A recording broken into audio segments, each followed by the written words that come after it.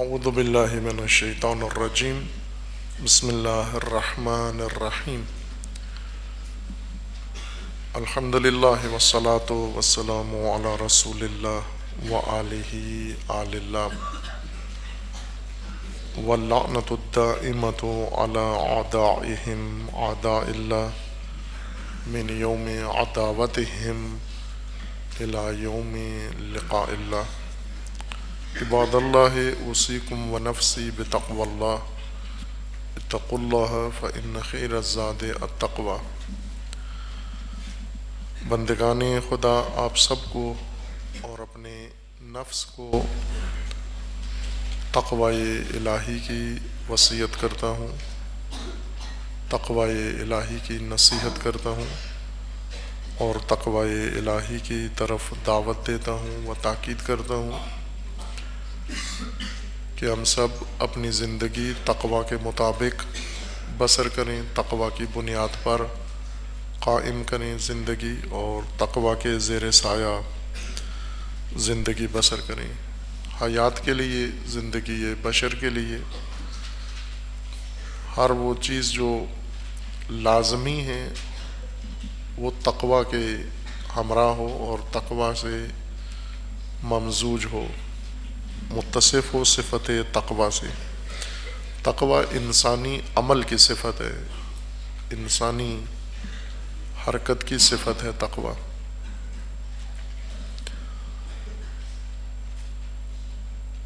اگر انسان با تقوی ہو، محفوظ ہے، ہر قسم کے خلل اور خطر سے محفوظ ہے، نہ خلل آتا ہے امور حیات انسانی میں اور نہ خطر میں دوچار ہوتا ہے انسان۔ ہم اس وقت خلل بھی رکھتے ہیں اپنی حیات میں، ہر طرح کا خلل موجود ہے اور خطر بھی فراوان ہے، حصار میں ہے، محاصرے میں ہے خطرات کے، جبکہ اللہ تعالیٰ نے خلل اور خطر ہر دو کے اثر سے بچانے کے لیے حفاظتی تدبیر بیان فرمائی ہے جس کا نام تقوی رکھا ہے۔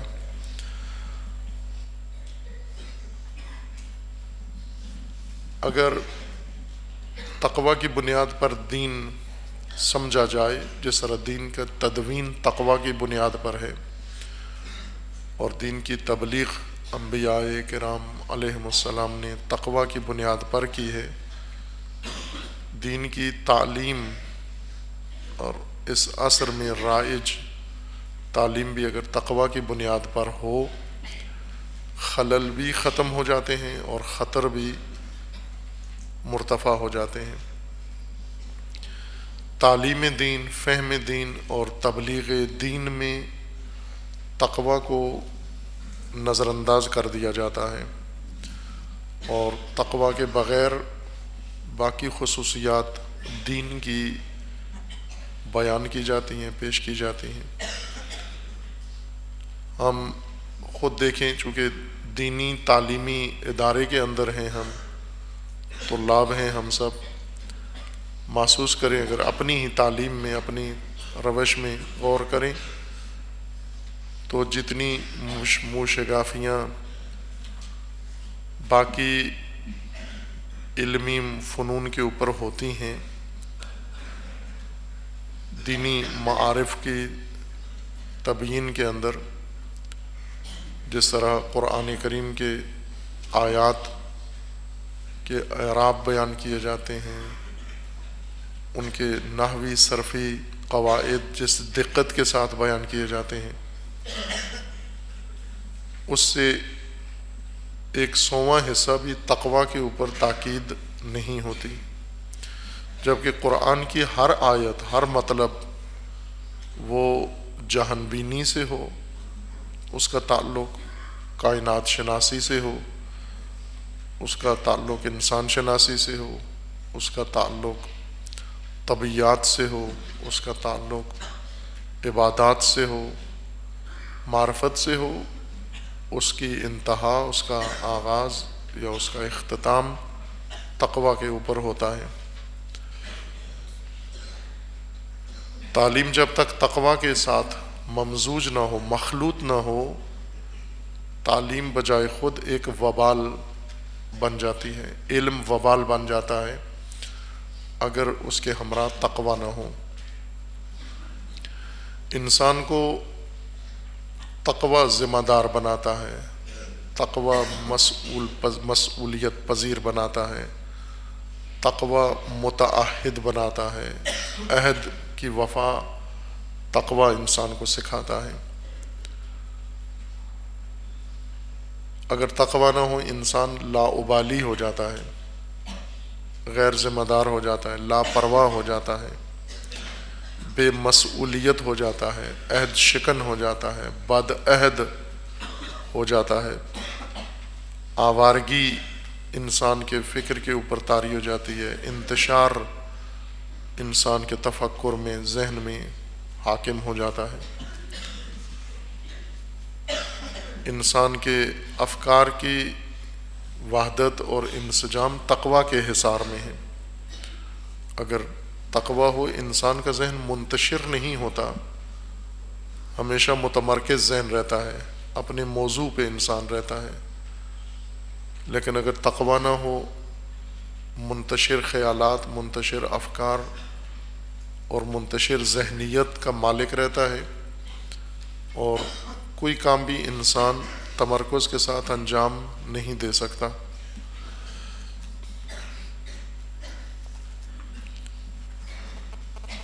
بعض مہلکے قرآن کریم نے ذکر فرمائے ہیں اور انسان کو متوجہ اور متنبہ کیا ہے کہ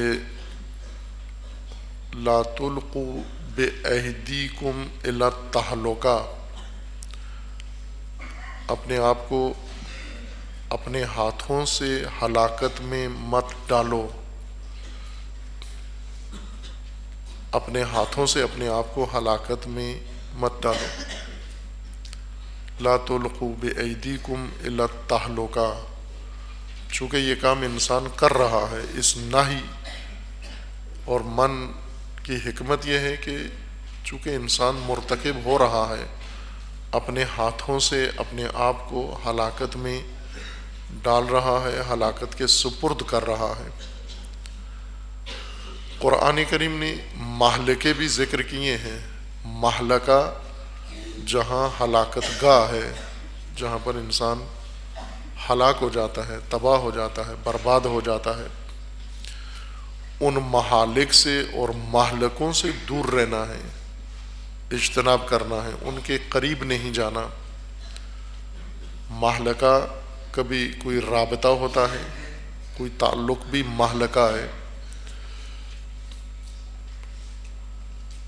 کوئی عمل مہلکہ ہے، بعض دوستیاں مہلکہ ہیں، بعض مقامات مہلکہ ہیں، بعض شخصیات مہلکہ ہیں، بعض افراد مہلکہ ہیں، ان کے قریب ہوتے ہی انسان ہلاکت میں اپنے آپ کو ڈال دیتا ہے۔ اور ایک دفعہ اگر انسان نے اپنے آپ کو ہلاکت میں ڈال دیا، اپنے ہاتھوں سے ہلاکت کے دلدل میں اپنے آپ کو پھینک دیا، پھر نجات مشکل ہے،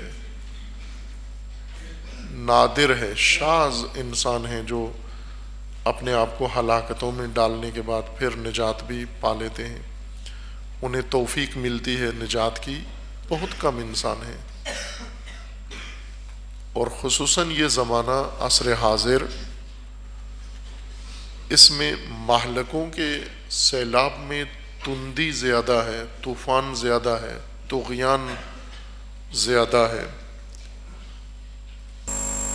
ہر عصر میں مہالک ہیں، مہلکے ہیں، لیکن اس زمانے کے مہلکے بہت شدید ہیں، ان کے اندر شدت ہے، غیر معمولی شدت ہے، اور ان کے مقابلے میں انسان روز بروز ضعیف و ناتوان اور کمزور ہوتا جا رہا ہے۔ ارادہ انسان کا کمزور ہے، آج کے نسل کا ارادہ شدیداً کمزور ہے. ارادی طور پر یہ ایک چونٹی کے برابر ارادہ رکھتے ہیں. قوت ارادی اتنی بھی شاید نہ ہو ایک جوان کے اندر یا اس نسل کے اندر. چونکہ جب مہلکوں میں جاتے ہیں، مہلکوں کے کنارے پہ جاتے ہیں، وہاں محسوس ہوتا ہے کہ ان کے اندر قوت ارادی نہیں ہے. ارادے سے کچھ بھی نہیں کر سکتے، عادت کے تحت کرتے ہیں اور خواہش کے مطابق عمل کرتے ہیں، اور کسی اور چیز کی کشش ان کو فوراً کھینچ لیتی ہے.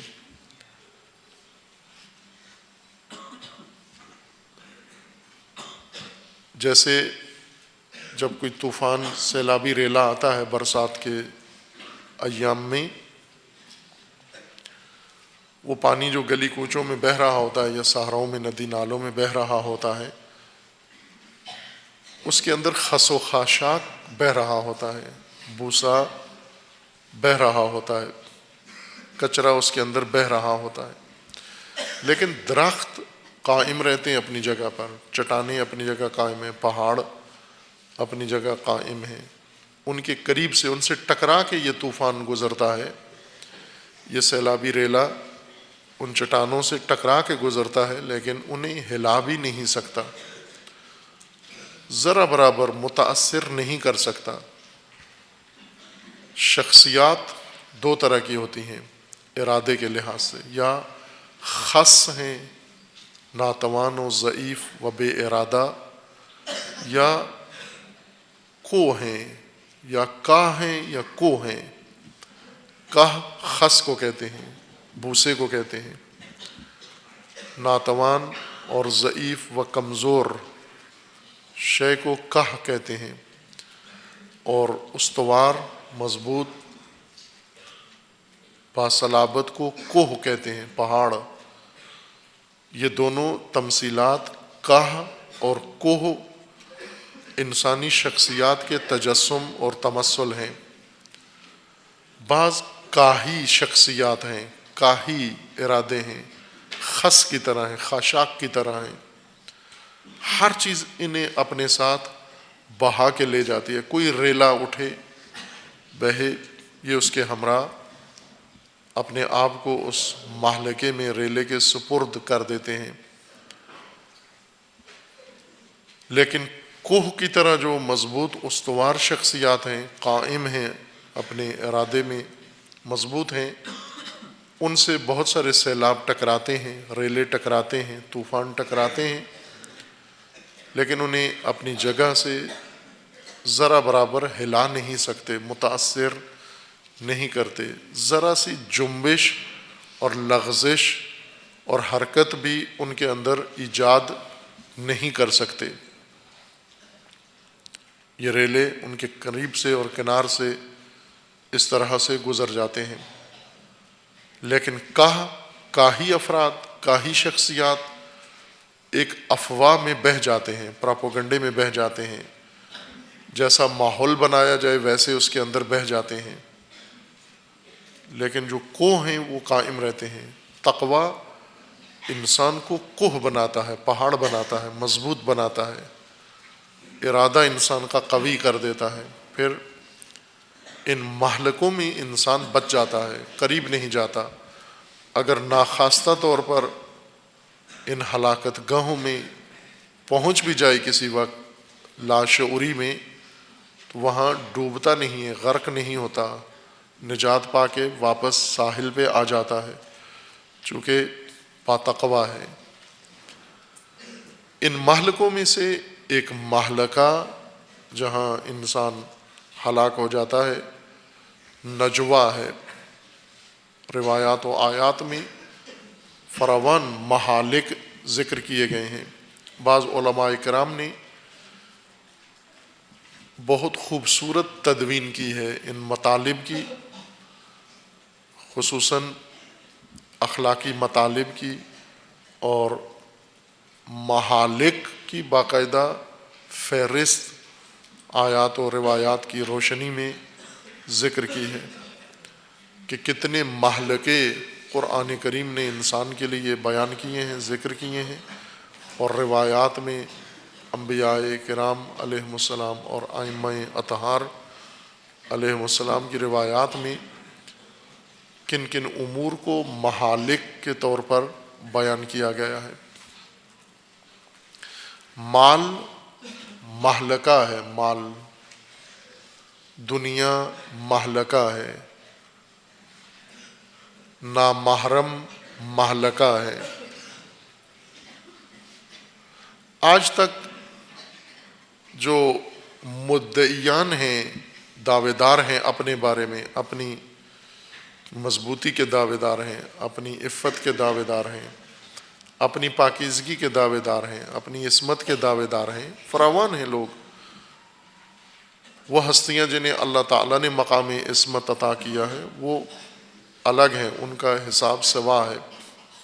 لیکن جو مدعیان ہیں اپنی پاکیزگی کے، اپنی طہارت کے اور اپنی عفت و عصمت کے، ایک بھی ایسا نہیں آپ پائیں گے کہ جو اپنے دعوے میں سچا و صادق ہو مہلکے کے اندر۔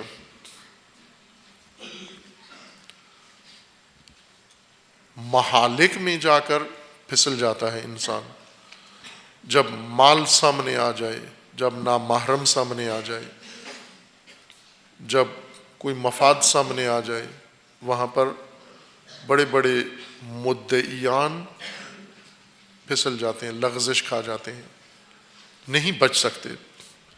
یہ دام مال و نامحرم کا ہر ایک کو اپنے حصار میں لے لیتا ہے۔ دنیا سب سے بڑا مہلکہ ہے، دنیا داری و دنیا پرستی۔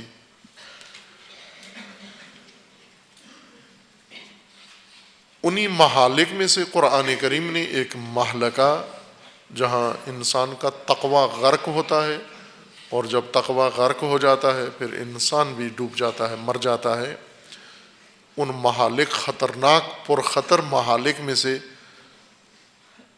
ان مہلکوں میں سے نجوہ ہے۔ سورہ مبارکہ مجادلہ میں اللہ تعالیٰ نے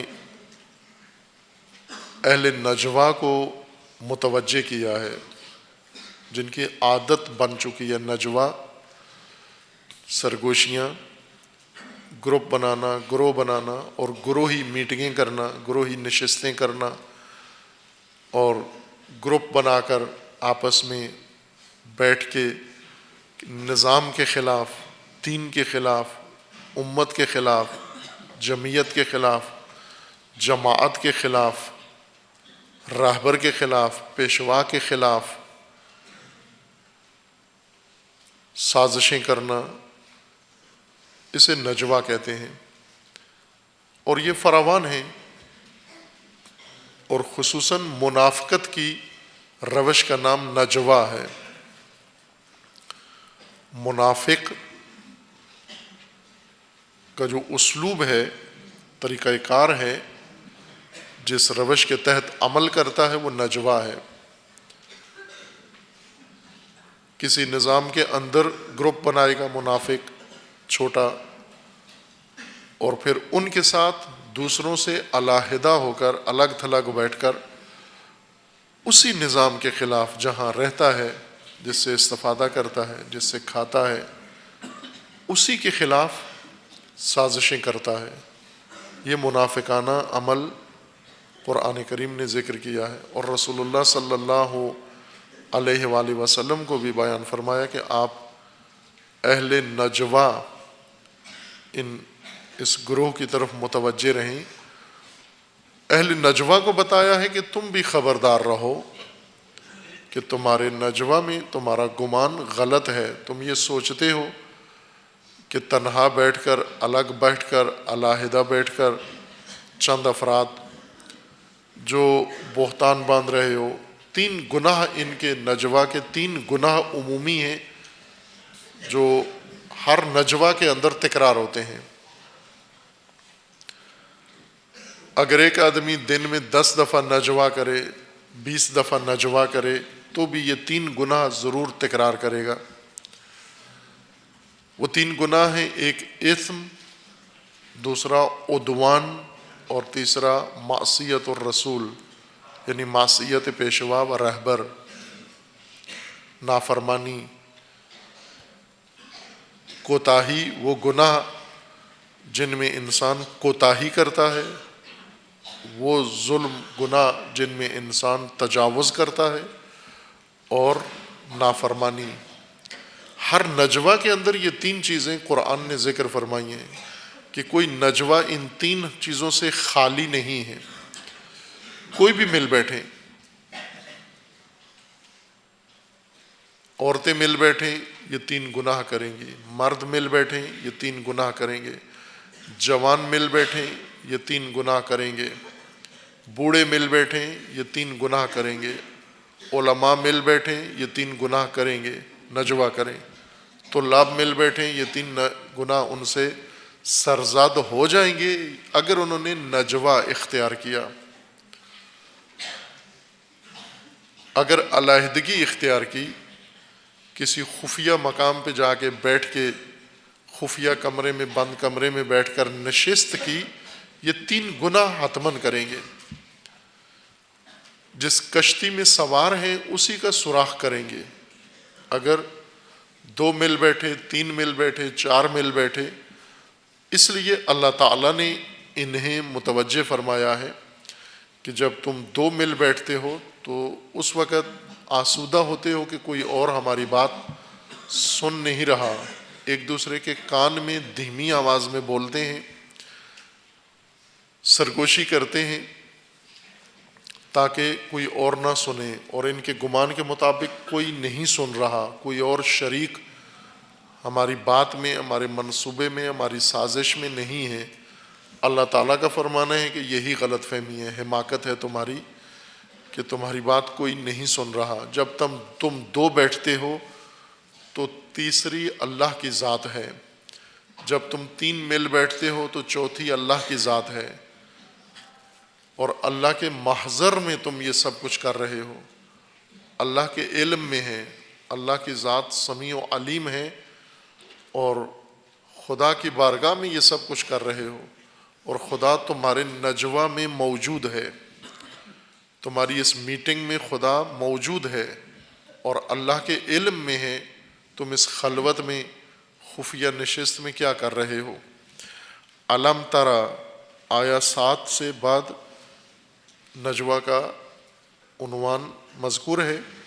علم ترى ان اللہ یعلم ما فی السماوات و ما فی الارض، کیا نہیں جانتے کہ اللہ کو زمین و آسمان کے اندر جو کچھ ہے اس کا علم ہے۔ ما یکون من نجوى ثلاثة الا هو رابعهم، جب 3 افراد نجوہ کرتے ہیں، نشست کرتے ہیں خفیہ، وہ یہ سمجھتے ہیں کہ ہم 3 ہیں، چوتھا کوئی نہیں، جبکہ چوتھی خدا کی ذات ہے اور موجود ہے ان کے اندر۔ الا هو رابعهم، 3 افراد کی نشست میں چوتھی ذات خدا بھی حاضر ہے۔ ولا خمسة الا هو سادسهم، اور جب 5 مل بیٹھ کے نجوہ کرتے ہیں، خصوصی نشست کرتے ہیں، علیحدہ گروپ بنا کر بیٹھتے ہیں، تو اللہ چھٹے ذات کے طور پر ان کے درمیان موجود ہے، اور اللہ کی بارگاہ میں سب کچھ کر رہے ہیں۔ ولا ادنى من ذلك، 3 سے کمتر اگر بیٹھیں، 2، تو بھی خدا ان کے درمیان ہے۔ اگر اس سے بڑھ کر بیٹھیں، 5 سے، 7 سے، 8 سے، 10 سے بڑھ کر بیٹھیں، تو بھی خدا ان کے ہمراہ ہے۔ ولا ادنى من ذلك ولا اکثر الا هو معهم، اس سے کم تعداد میں بیٹھیں یا اس سے زیادہ تعداد میں بیٹھیں، اللہ ان کے ساتھ ہے۔ الا هو معهم، اللہ ان کے معا ہے، ان کی معیت میں ہے۔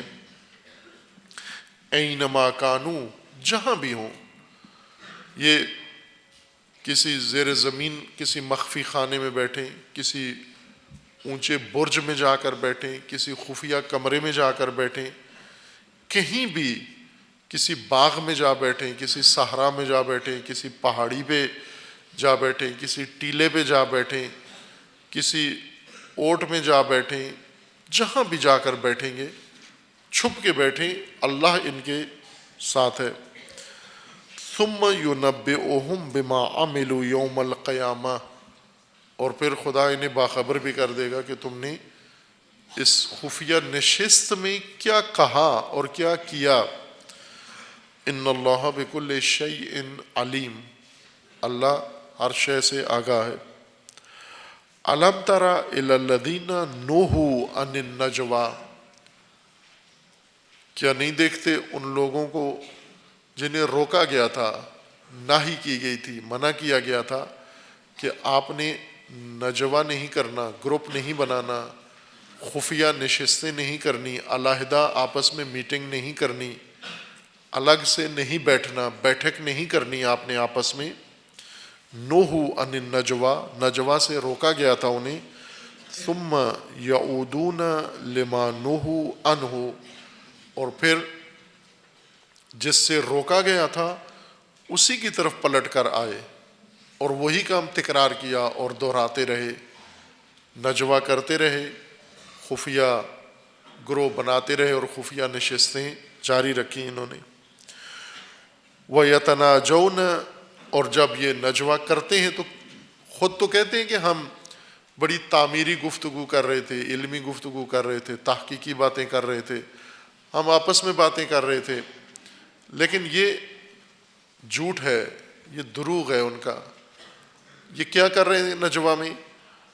وَيَتَنَاجَوْنَ بِالْإِثْمِ وَالْعُدْوَانِ وَمَعْصِيَةِ الرَّسُولِ، یہ تین کام کر رہے تھے، اثم، عدوان اور نافرمانی، کوتاہی، وہ گناہ جن میں کوتاہی کرنی ہے، مثلا ایسی غلطیاں کہ فلاں کام اگر کرنے کو کہا گیا ہے تو ہم نے نہیں کرنا، ہم شامل نہیں ہوں گے، یا تجاوز، اگر کہا گیا ہے کہ اس سے آگے نہیں جانا، اس جگہ سے، اس نقطے سے، تو خفیہ طور پر بیٹھ کر وہیں سے تجاوز کی پلاننگ کرتے ہیں کہ ہم نے تعدی کرنی ہے۔ و نافرمانی، رسول اللہ کی نافرمانی، رسول اللہ بحیثیت پیشوا و امام، انہیں جو کچھ کہیں انہوں نے نجوہ کر کے یہ طے کر رکھا ہے کہ ہم نے ہر فرمان ٹھکرانا ہے اور ماحول ایسا بنانا ہے کہ فرمان رسول اللہ عملی نہ ہو، لوگ بھی عمل نہ کریں، ہم بھی نہ کریں، دوسرے بھی نہ کریں، ایسی غلط فہمی ڈال دی جائے، الجھا دیا جائے، تشویش پیدا کر دی جائے کہ جو کچھ رسول اللہ چاہتے ہیں یا جو فرماتے ہیں وہ عملی نہ ہو۔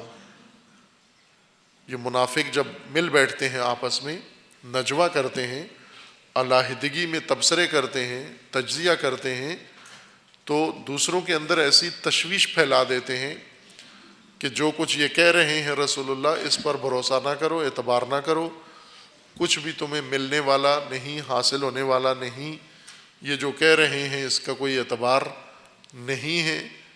آپ لوگ دوسروں کو بھی آگاہ کرو کہ وہ ان پر بھروسہ، رسول اللہ پر بھروسہ نہ کریں، ان کی باتوں میں نہ آئیں، اپنے لیے خود راستے سوچیں، خود اپنی تدبیر سوچیں۔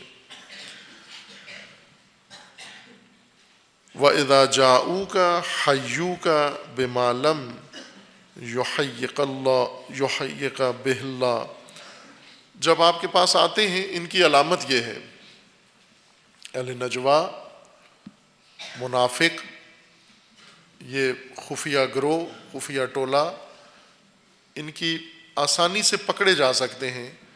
ان کی علامت یہ ہے کہ جب آپ کے پاس آتے ہیں اور آپ پر سلام کہتے ہیں تو اس طرح سے سلام نہیں کہتے جس طرح اللہ نے کہا ہے اور جس طرح اللہ نے حکم دیا ہے اور مقرر فرمایا ہے، اس طرح سے سلام نہیں کہتے، اپنی طرف سے الگ سے انہوں نے سلام بنایا ہوا ہے اور وہیں سے پکڑے جاتے ہیں یہ۔ وَيَقُولُونَ فِي أَنفُسِهِمْ لَوْلَا يُعَذِّبُنَا اللَّهُ بِمَا نَقُولُ، اور اپنے دلوں میں یہ کہتے ہیں کہ یہ رسول تو کہتے تھے اللہ ہر چیز دیکھ رہا ہے، اور ہم اس رسول کو اتنا ستا رہے ہیں، ان کے خلاف اتنا منصوبہ بنا رہے ہیں، بیٹھے ہیں، الگ بیٹھے ہیں، نشست کی ہے اور انہیں خبر نہیں ہوئی، اگر ان کا تعلق اللہ کے ساتھ ہوتا، یہ اللہ کی جانب سے ہوتے تو ہم پر تو عذاب نازل ہو جانا چاہیے تھا، جبکہ ہم پر کوئی عذاب نازل نہیں ہوا۔ حسبہم جہنم یصلونہا فبئس المصیر، اب ان کے لیے جہنم کافی ہے جہاں پر انہیں ڈالا جائے گا اور بدترین انجام ہے۔ اب مومنین کو خطاب ہے، یا ایھا الذین آمنوا اذا تناجیتم فلا تتناجوا بالاثم والعدوان ومعصیۃ الرسول، مومنو تم منافقوں کی دیکھا دیکھی تم بھی ٹولے مت بناؤ، گروہ مت بناؤ، خفیہ گروپ مت بناؤ، نجوہ نہ کرو، علیحدہ نشستیں نہ کرو، الگ سے بیٹھ کر آپ تدبیریں نہ بناؤ، مکاری مت کرو، اور جب نجوہ کرو تو اس میں عدوان، اسم و معصیت و نافرمانی نہ ہو۔ مومنین کو حکم ہے کہ اگر نجوہ کرو تو تقوی کا نجوہ کرو، اگر علیحدہ بیٹھ گئے ہو تو موضوع تقوی ہونا چاہیے، اگر علیحدہ بیٹھے ہو تو موضوع بر ہونا چاہیے۔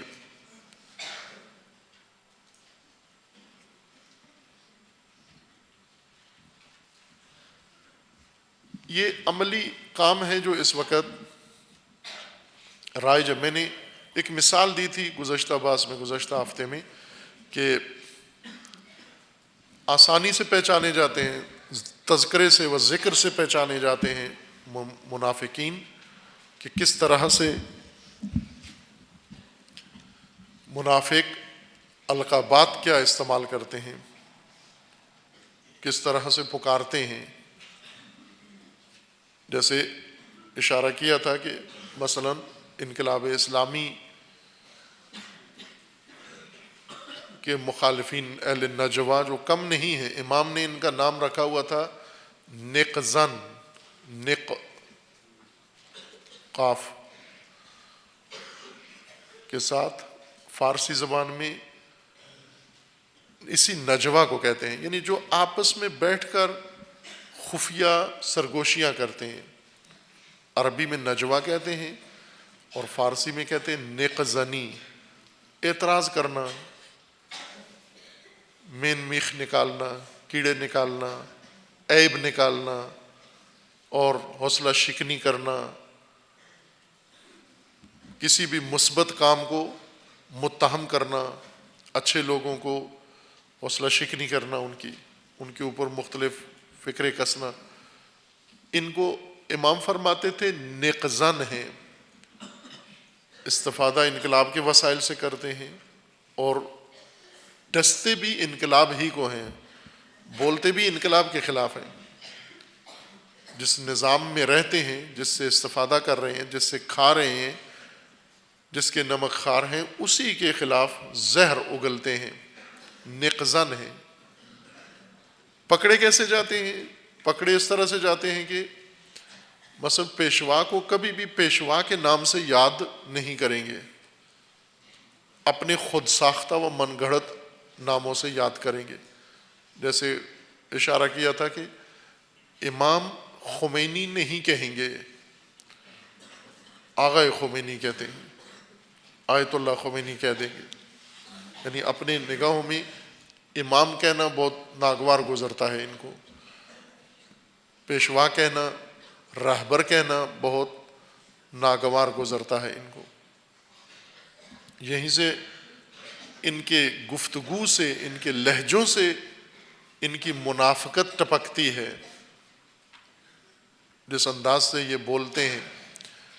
مومنین کو خطاب ہے کہ متاثر نہ ہو ان سے، ان کی دیکھا دیکھی، چہ بسا مومن بھی بھیڑ چال کے تحت ان کی زبان میں زبان ملا کے ویسے ہی نجوہ شروع کر دے، مومنین بھی میٹنگیں شروع کر دیں، مومنین بھی خفیہ گروہ بنانا شروع کر دیں، مومنین بھی علیحدہ اپنے گروپ بنا کر بیٹھ جائیں، اور اس میں کوتاہیاں، وہ گناہ جو کوتاہی کے ہوتے ہیں، وہ گناہ جو تجاوز کے ہیں اور نافرمانی کی تدبیریں کریں۔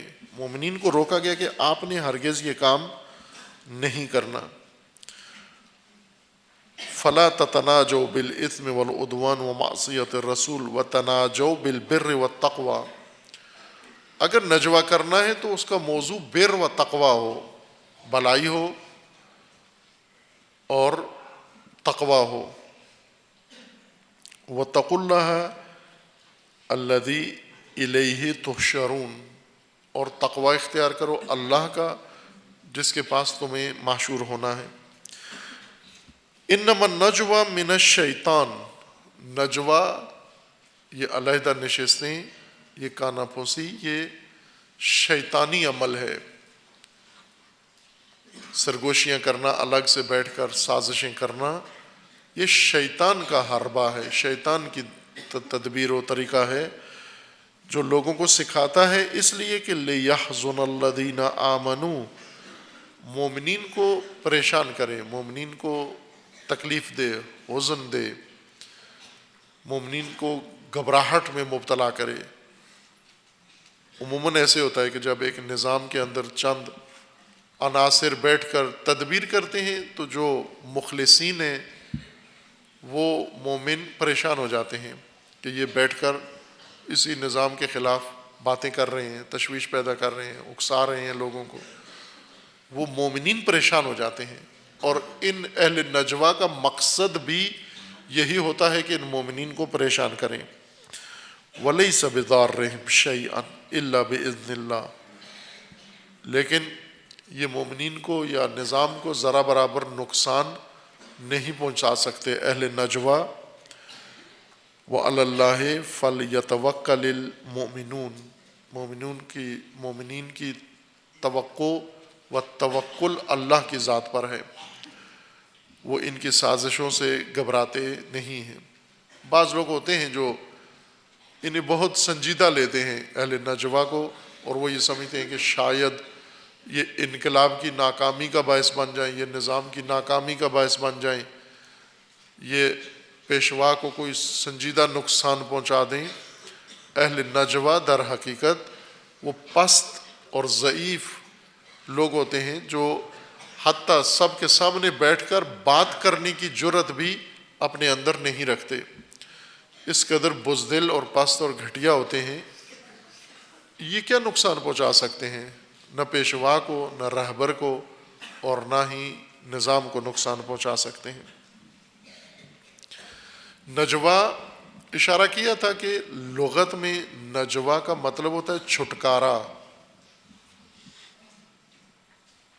نجوہ چھٹکارا کو کہتے ہیں، کسی چیز سے چھٹکارا پانا، جان چھڑانا، کسی چیز سے خلاص ہونا، کسی چیز سے نجات پانا۔ بہت ساری چیزیں ہوتی ہیں جو انسان کو گھیر لیتی ہیں، کوشش کرتا ہے انسان کوئی حربہ ایسا استعمال کرے تاکہ اس سے چھٹکارا پا لے۔ عموماً جو دباؤ انسان کے اوپر پڑتا ہے جسمانی، اس میں انسان تدبیر اختیار کرتا ہے کہ اسے چھٹکارا پا لے۔ اہل لغت نے ذکر کیا ہے کہ مثلاً بعض اوقات انسان کے پیٹ میں گیس پیدا ہو جاتی ہے، اور یہ گیس شدید دباؤ ایجاد کرتی ہے، اور اس دباؤ سے انسان چھٹکارا پاتا ہے۔ چھٹکارا پانے کے لیے علیحدہ جاتا ہے، الگ جاتا ہے، تاکہ مجمع کے اندر، لوگوں کے اندر، جمعیت کے اندر یہ چھٹکارا نہ پائے۔ معیوب ہے، عیب ہے کہ جمعیت کے اندر اپنے شکم کی ہوا اس سے چھٹکارا پائے۔ علیحدہ جاتا ہے انسان، خلا میں جاتا ہے، بیت الخلا میں جاتا ہے، خلوت میں جاتا ہے۔ اصل نجوہ خلوت کو نہیں کہتے، چھٹکارے کو کہتے ہیں۔ دباؤ میں آئی ہوئی چیز، جو چیز دباؤ ڈال رہی ہے، دباؤ میں آیا ہوا انسان اس دباؤ ڈالنے والی شے سے چھٹکارا جب پائے، عموماً علیحدگی میں جا کر یہ کام کرتا ہے۔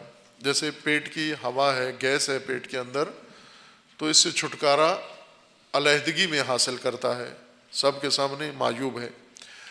علیحدہ جانا نجوہ نہیں ہے، علیحدہ بیٹھنا، چھٹکارا پانا نجوہ ہے۔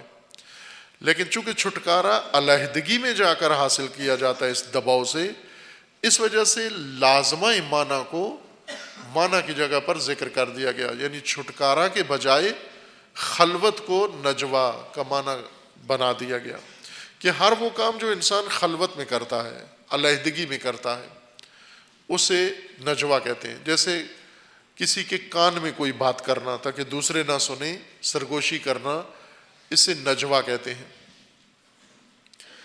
اس کو نجوا اسی وجہ سے کہتے ہیں کہ انسان کے ذہن میں ایک بات آتی ہے، وہ دباؤ ڈالتی ہے، بس کوئی شیطانی بات ذہن میں آتی ہے، کوئی اچھی بات ذہن میں آتی ہے تو وہ دباؤ ڈالتی ہے۔ اس دباؤ سے انسان چھٹکارا پاتا ہے۔ چھٹکارا پانے کے لیے کسی دوسرے کے کان میں جا کر یہ بات منتقل کرتا ہے، اسے سناتا ہے تاکہ اندر کا بوجھ ہلکا ہو جائے۔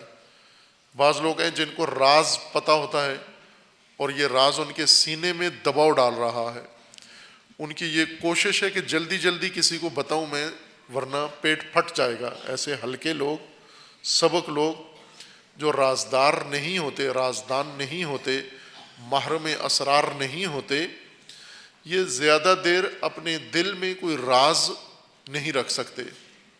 بعض بہت ہی گہرے عمیق لوگ ہوتے ہیں، ان کے وسعت ظرفی زیادہ ہوتی ہے اور وہ عمر بھر کے لیے بھی راز سینے میں رکھتے ہیں اور کسی جگہ بھی وہ راز لب پہ نہیں لاتے اور منتقل نہیں کرتے، کسی کو سناتے نہیں ہیں۔ لیکن ایسے عمیق گہرے لوگ، وزین لوگ، شخصیات بہت کم ہیں، رازدار اور رازدان ہلکے لوگ ہیں، اکثر خفیف ہیں، ہلکے ہیں۔ ہلکے پن کی وجہ سے ہر بات راز کی اگل دیتے ہیں جا کر۔ جس طرح الٹی ہو جاتی ہے، الٹی بھی ایک دباؤ ہے، کیا ہوتی ہے انسان کو، متلی آتی ہے، کوئی ناگوار چیز معدے کے لیے انسان کھا لیتا ہے، معدہ اسے باہر پھینک دیتا ہے۔ اسی طرح کچھ افراد ہیں جن کے قلبی ظرفیت مناسب نہیں ہے، کوئی بات انہیں کسی کے متعلق پتہ چلی ہے، اسے فوراً پھیلاتے ہیں، دوسروں کو جا کر بتاتے ہیں۔ کسی کی غلطی ہے، کسی کا عیب ہے، کسی کے بارے میں کوئی اور معلومات ہیں، وہ فوراً دوسروں کو جا کر منتقل کرتے ہیں، چونکہ اندر ایک پریشر، دباؤ محسوس کرتے ہیں۔ ہلکے افراد کی یہ خاصیت ہوتی ہے، ہلکا پن جس کے اندر ہو۔ لیکن گہرے عمیق افراد یہ کام نہیں کرتے، اس لیے کہتے ہیں کہ عورتوں کو زیادہ اسرار راز مت بتاؤ، چونکہ اس شعبے میں ہلکا پن ہے، ان کے اندر ظرفیت ان کی ایسی ہے کہ وہ راز دلوں میں نہیں رکھ سکتی۔ ایک دن کے لیے اگر ایک عورت راز دل میں رکھ لے تو شاید اس کی موت واقع ہو جائے۔ اس لیے بہتر یہ ہے کہ نہ انہیں امتحان میں ڈالیں اور نہ خود اپنے آپ کو خطرے میں ڈالیں کہ راز عورتوں کو مت بتائیں، اور آج کل کے زنانہ مردوں کو بھی راز نہ بتائیں، جن کے مزاج زنانہ ہیں، ہلکے ہیں، سبک ہیں، چچورے ہیں، اوچھے ہیں، ان کو بھی راز نہ بتائیں۔ اگر ان کو بھی راز بتایا تو یہ فوراً ہی اگل دیں گے، دوسرے کو جا کر بتا دیں گے کہ ابھی میں یہ سن کر آیا ہوں، ابھی مجھے یہ پتہ چلا ہے، اب یہ واقعہ ہو گیا ہے، اب یہ ہونے والا ہے۔ دوسروں کو بسا ہراس پیدا کر دیں، خوف پیدا کر دیں، کسی کے زندگی کا اہم مسئلہ، ناموس کا مسئلہ، عزت کا مسئلہ، وہ سب کو پھیلا کے اور اس شخص کو بے آبرو کر دیں۔ ہلکے افراد، چھچورے افراد، خفیف افراد کو کبھی بھی راز نہ بتائیں۔ حماقت ہے خفیف لوگوں کو، ہلکے لوگوں کو راز بتانا۔ راز وہی نہیں ہوتے جو بہت اہم معلومات یا دستاویزات ہوتی ہیں، بسا انسان کے اپنی شخصی معاملات بھی ایک راز ہوتا ہے جسے انسان نہیں چاہتا دوسروں کو بتائے، اپنے پاس ہی رکھیں اس راز کو، رازدان بنے، کتوم بنے، کتمان سر کریں۔ روایت کے اندر ہے کہ لا دین لمن لا سر لہو، جو راز نہیں رکھتا اس کا کوئی دین نہیں ہے، بے دین انسان ہے۔ جو رازدان نہیں ہے، جو کتم اسرار نہیں کرتا، جو حفظ اسرار نہیں کرتا، جو اسرار فاش کرتا ہے، وہ قابل اعتماد، قابل بھروسہ انسان نہیں ہے۔ آپ فرض کریں ایک شخص ہے، اس کے ذہن میں کوئی منصوبہ آیا ہے کسی قسم کا اس نے دوسرے کو بتا دیا، وہ ابھی یہی بیٹھا ہوا ہے بتانے والا، سننے والے نے پہلے جا کر اسے برملا بھی کر دیا، فاش بھی کر دیا، آؤٹ بھی کر دیا. ایسے ہوا ہے، فراوان ہوا ہے، تجربہ ہے ہمارا کہ کسی جمعیت میں، اجتماع میں دوسروں کے سامنے اگر کوئی بات کی تو انہوں نے فوراً وہاں سے اچک لی اور جا کر جلد بازی کے اندر اس کو عملی کرنے کی کوشش کی اور خراب کر دیا کام. وہ منصوبہ آئیڈیا بھی خراب کر دیا، صرف اس لیے کہ ہلکے تھے، چھچورے تھے، زیادہ دیر اپنے اندر دل میں اسے تھام کے نہیں رکھ سکے. ہلکا پن اسی کو کہتے ہیں کہ انسان اسرار اپنے اور دوستوں کے اور دین کے اور قوم کے اور نظام کے اسرار اپنے اندر محفوظ نہیں رکھ سکتا، جلدی اس کو برملا کر دیتا ہے. اسرار بھی دباؤ ڈالتے ہیں، پریشر ڈالتے ہیں ذہن پر، ہلکے انسان میں. ان اسرار کو فوراً منتقل کرتے ہیں، منتقل کرنے کے لیے کان میں جا کر، کسی کے کان میں جا کر بات کرتے ہیں. اس وجہ سے راز کی بات کان میں کرنا بھی نجوہ کہلاتا ہے. وہی مطلب جو پہلے عرض کیا تھا کہ اصل نجوہ چھٹکارے کو کہتے ہیں. راز چونکہ دباؤ ڈالتا ہے، اس دباؤ سے چھٹکارا پاتا ہے انسان، کسی کو بتا کر تھوڑا سا اپنے آپ کو راحت محسوس کرتا ہے کہ آسودہ ہو گیا ہوں. جس طرح پیٹ کی گیس نکلے تو انسان تھوڑا سا آرام محسوس کرتا ہے، اسی طرح راز اگل کے بھی بعض لوگ تھوڑا چین محسوس کرتے ہیں کہ ہمیں چین آ گیا ہے کہ دل میں جو بات رکھی ہوئی تھی اور کھٹک رہی تھی وہ ہم نے اگل دی، کسی کو بتا دیا جا کر، کئی کر دی اس کی جا کر. اسی طرح مختلف امور میں انسان کسی بھی اگر چھٹکارے، کسی بھی دباؤ میں ہو، اس دباؤ سے نکلنے کے لیے، چھٹکارے کے لیے علیحدگی میں جاتا ہے. اس کو نجوہ کہتے ہیں. جو خفیہ تدبیریں کرتے ہیں، پلاننگ کرتے ہیں، منصوبے بناتے ہیں، یہ بھی دراصل ان کے ذہنوں میں ایک پلید شیطانی فکر آتی ہے. یہ پلید شیطانی فکر اسم، عدوان اور معصیت و نافرمانی کا ان کے ذہن میں خمار پیدا ہوتا ہے، دباؤ پیدا ہوتا ہے، پریشر بنتا ہے. یہ پھر اپنے ساتھ ایک دو اور کو بھی شامل کرتے ہیں کہ میرے ذہن میں یہ بات آئی ہے کہ ہم نے یہ کام کرنا ہے، ہم نے یہ فریضہ ادا نہیں کرنا، یہ کام جیسے منع کیا گیا یہ ہم نے ارتکاب کرنا ہے، یا ہم نے پیشوا کی، رہبر کی معصیت و نافرمانی کرنی ہے اور لوگوں کو بھی اس کے اوپر اکسانا ہے. یہ دباؤ ڈالتی ہے، یہ فکر، یہ شیطانی القاء، شیطانی وسوسہ انسان کے اندر دباؤ پیدا کرتا ہے. اس دباؤ سے چھٹکارے کے لیے علیحدگی میں بیٹھ کر میٹنگ کرتے ہیں، علیحدگی میں نشست کرتے ہیں، علیحدگی میں گفتگو کرتے ہیں. اسے نجوہ کہتے ہیں. نجوہ ایک اور اسی لفظ سے مربوط اصطلاح ہے جو عام طور پر آپ استعمال کرتے ہیں دعا کے معنی میں، مناجات. دعا و مناجات، وہ نجوہ بھی اسی سے ہی ماخوذ ہے، نجوہ سے ماخوذ ہے مناجات بھی. مناجات بھی دل کی بات کرنا، راز کی بات کرنا.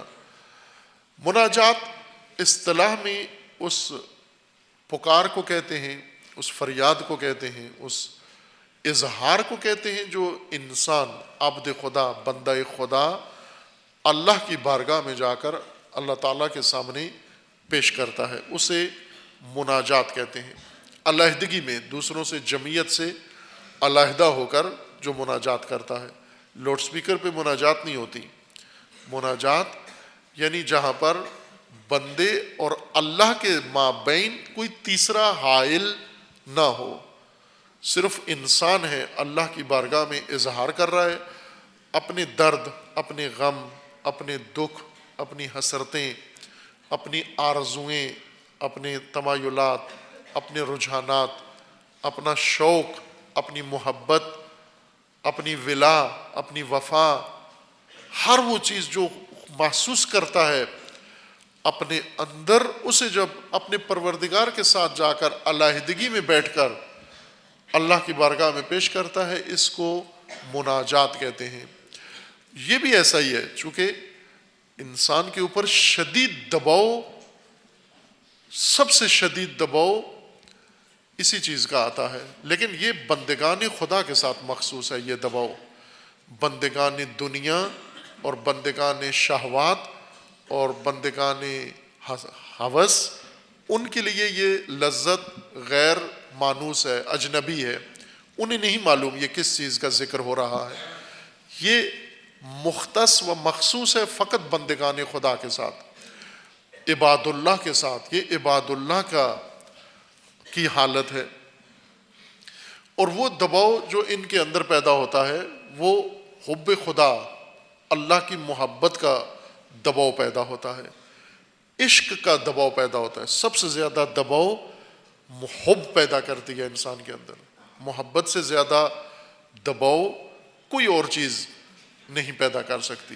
عشق وہی محبت ہی کی ارتقاء یافتہ صورت ہے، چونکہ محبت میں انسان محبت کرتا ہے، کسی کی کشش میں آ جاتا ہے، اللہ کی ذات سے وابستہ ہو جاتا ہے، لیکن معمول کے مطابق رہتا ہے، باقی اپنے امور بھی رکھتا ہے، جاری رکھتا ہے۔ لیکن جب یہی محبت بڑھ کر عشق میں تبدیل ہو جاتی ہے، پھر سوائے اللہ کے انسان کو کچھ اور نظر نہیں آتا، فقط اللہ کی ذات۔ اس حالت کا نام عشق ہے، اور سب سے زیادہ دباؤ اس کا ہے، شدت اس کے اندر ہے۔ محبت، اللہ کی محبت اور عشق خدا، یہ انسان کو شدید دباؤ میں رکھتا ہے۔ شدت جب اس دباؤ میں آتی ہے، اس وقت انسان اٹھتا ہے اور اٹھ کر اپنے پروردگار کی بارگاہ میں جا کر راز و نیاز کرتا ہے، نیایش کرتا ہے، دعا کرتا ہے، مناجات کرتا ہے، پکارتا ہے اپنے پروردگار کو، یا رب کرتا ہے، روتا ہے، چیختا ہے، چلاتا ہے، استغاثہ کرتا ہے، اور بے خودی کا ایک عالم اس کے اوپر طاری ہو جاتا ہے۔ اس حالت کو بھی نجوہ کہتے ہیں، یعنی خلوت مع اللہ، اللہ کے ساتھ خلوت ہے۔ یہ نجوہ، یہ مناجات، یہ اس بات سے خارج ہے۔ ابھی وہ جو مناجات محل لباس ہے، انسانوں کا آپس میں نجوہ، نہ انسان کا اللہ کے ساتھ نجوہ۔ اور ایک اور نجوہ جو مناجات شعبانیہ کے اندر ہے، وہ ہے اللہ کا نجوہ انسان کے ساتھ۔ ایک مرحلہ اہل حب کا، جو محبت خدا رکھتے ہیں، حب خدا اور بندگی خدا کا سفر طے کرتے ہیں، ایک مرحلہ ان کا یہ ہے کہ یہ اللہ کے ساتھ نجوہ کرتے ہیں، یعنی ان کو یہ دباؤ، یہ محبت، یہ کشش لے کے جاتی ہے خدا کی بارگاہ میں۔ ایک مرحلہ ایسا آتا ہے مناجات شعبانیہ کے اندر، جس طرح کا ذکر ہے کہ اللہ نجوہ کرتا ہے انسان کے ساتھ، معشوق کا نجوہ ہے عاشق کے ساتھ، اللہ کلام کرتا ہے کلیم کے ساتھ، موسیٰ کے ساتھ، موسیٰ کو طلب کرتا ہے کہ اے موسیٰ تو آپ میقات پر اپنے رب سے آ کر ہم کلام ہو، اور اللہ کلام کرتا ہے، اور ایسا کلام جو موسیٰ کے علاوہ کوئی اور نہیں سن سکتا، فقط موسیٰ سنتا ہے، یہ نجوہ ہے۔ یا اللہ کلام کرتا ہے مریم کے ساتھ، حضرت مریم کے ساتھ گفتگو ہے، یہ نجوہ ہے اللہ کا انسان کے ساتھ، اپنے عبد کے ساتھ، اپنے بندے کے ساتھ۔ یہ بھی ایک منزل ہے انسان کے لیے کہ جب خدا کلام کرے، انسان سنتا ہے اور اللہ کلام کرتا ہے اپنے بندے کے ساتھ، یہ نجوہ خدا ہے بندوں کے ساتھ۔ یہ نجوہ جو اللہ کا انسان کے ساتھ اور انسان کا اپنے پروردگار کے ساتھ نجوہ ہے، یہ بھی معنی کے لحاظ سے اسی معنی کا حامل ہے، یعنی انسان کے اندر یہ دباؤ پیدا ہوتا ہے، حب پیدا ہوتی ہے، عشق پیدا ہوتا ہے، کہ محبت، احساس دوری انسان کے اندر، حرمان، محرومیت کا احساس جب انسان کو ہوتا ہے، پھر دباؤ پڑتا ہے انسان کے اوپر۔ جس طرح آپ مناجات امیر المومنین علیہ الصلوۃ والسلام دیکھتے ہیں، دعائے کمیل، اور دیگر مناجات، یہ مناجات اسی حالت کی عکاسی ہیں. اس طرح سے نہیں ہے جیسے ہم کرتے ہیں، مناجات کرتے ہیں. امیر المومنین کی مناجات نجوا ہے اللہ کے ساتھ، اسی دباؤ کی وجہ سے ہے جو قرب خدا اور سلوک اللہ کا نتیجہ ہے، اور وہ دباؤ انسان کو لے آتا ہے خدا کے ساتھ انسان ہم کلام ہو. اس لیے ان مناجات کا لہجہ، ان کے الفاظ، ان کا انداز انسان کی حالت کی غمازی کرتا ہے. ہم اداکاری کرتے ہیں، ہم دعائے کمیل میں رونے کے لیے بھی مصائب پڑھتے ہیں بیچ میں تاکہ آنسو آ جائے. امیر المومنین کو فقط احساس رلاتا ہے، حالت رلاتی ہے. نجوہ نام ہی رونے کا ہے، وہاں رونے کے لیے نوحہ گر کی ضرورت نہیں ہے. نوحہ گر ان کو چاہیے ہوتا ہے ناحیات. نوحہ گر عورتیں رلاتی ہیں ان لوگوں کو جن کو رونا نہیں آتا، جن کے پاس رونے کا کوئی موضوع نہیں ہے، رونے کا کوئی ایشو نہیں ہے ان کے پاس. لیکن عبد خدا، بندہ خدا جو اپنے پروردگار سے دور ہے، اس کے پاس اس کو کوئی نوحہ گر نہیں چاہیے. امیر المومنین کو کبھی کسی نوحہ گر نے نہیں رلایا کہ کوئی نوحہ پڑھے اور امیر المومنین روئیں. اس لیے اکثر گریہ امیر المومنین کا خلوت میں ہے، تنہائی میں ہے، اور اس شدت کا گریہ ہے کہ بعض دیکھنے والے پریشان ہو جاتے تھے، تعجب کرتے تھے اور فکر مند ہو جاتے تھے. وہ یہ گمان کرتے تھے کہ گویا اس دنیا سے گزر گئے ہیں. اس طرح سے رات کے سناٹے میں، نخلستانوں میں، قبرستانوں میں یا صحرا کی خلوت میں امیر المومنین اس طرح اپنے پروردگار کے ساتھ جا کر نجوہ کرتے ہیں. وہ بھی ایک دباؤ ہے، یہ بندگی کا دباؤ ہے، یہ محبت کا دباؤ ہے، یہ عشق کا دباؤ ہے. یہ خال خال انسانوں کو اللہ کی طرف سے یہ ہدیہ عطا ہوتا ہے، بہت بہت خال. اکثر کے لیے اللہ نے فرمایا کہ میں نے غلہ پیدا کیا ہے. اکثر لوگوں کو یہ کہا ہے کہ تمہارے لیے اور تمہارے مویشیوں کے لیے میں نے غلہ پیدا کیا ہے، تم اہل لنگر اور اہل غلہ ہو، پکاؤ دیگیں اور چاٹتے جاؤ، کھاتے جاؤ. فراوان ہے، کھیت خشک نہیں ہوں گے، بارشیں برسیں گی، کھیت غلہ اگائیں گے اور پکانے والے پکا کے دیں گے اور تم کھاتے جاؤ. ان اہل غلہ کو کبھی بھی اللہ یاد نہیں آتا. ان کے اوپر دباؤ اگر پڑتا ہے تو وہی دباؤ پڑتا ہے میدے کا. بندگی انہیں نہیں کہیں لے کے جاتی، چونکہ بندگی کی لذت سے محروم ہے. بندگی کی لذت الگ لذت ہے،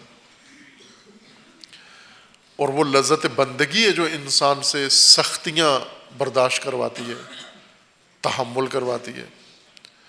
بندگی انسان کو کربلا لے جاتی ہے. بندگی زیر خنجر اطمینان دلاتی ہے. بندگی زیر خنجر نفس مطمئنہ بناتی ہے. اہل غلہ اگر 5 منٹ روٹی لیٹ ہو جائے تو واہ ویلا کرتے ہیں. اہل لنگر حالات حاضرہ میں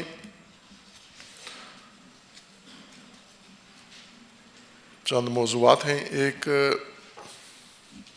اہم موضوع ہے کہ یہ ماہ جمادی